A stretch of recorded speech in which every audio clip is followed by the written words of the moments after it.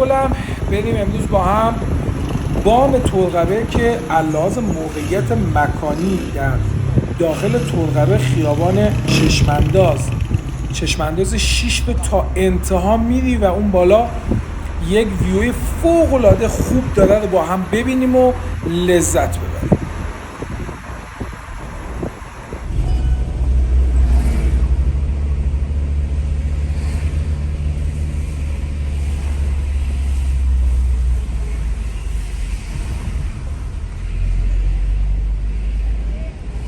خب اینجا خیابون چشمانداز 6 و دیگه همین مسیر مستقیم ادامه پیدا میکنه تا به مقصدی که ما مد نظرمونه.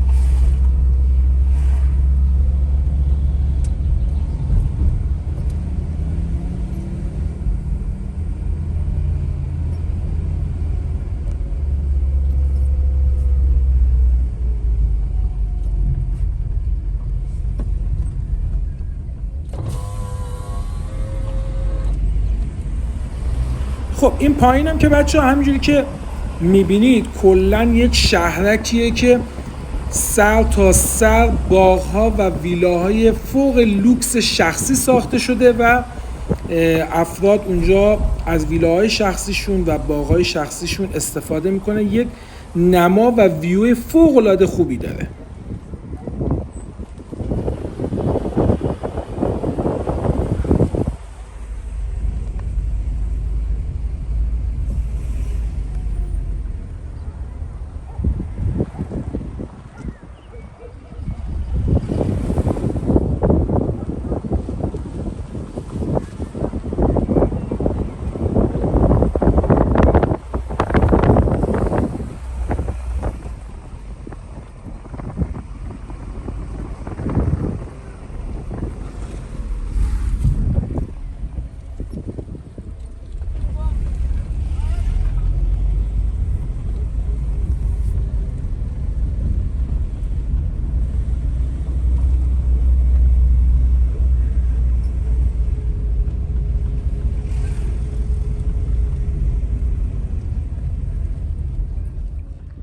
خب دوستان رسیدیم و ماشینم که این بغل ما گذاشتیم، بریم تا ویوی بام ترقبه رو بهتون نشون بدم تا لذت ببرید.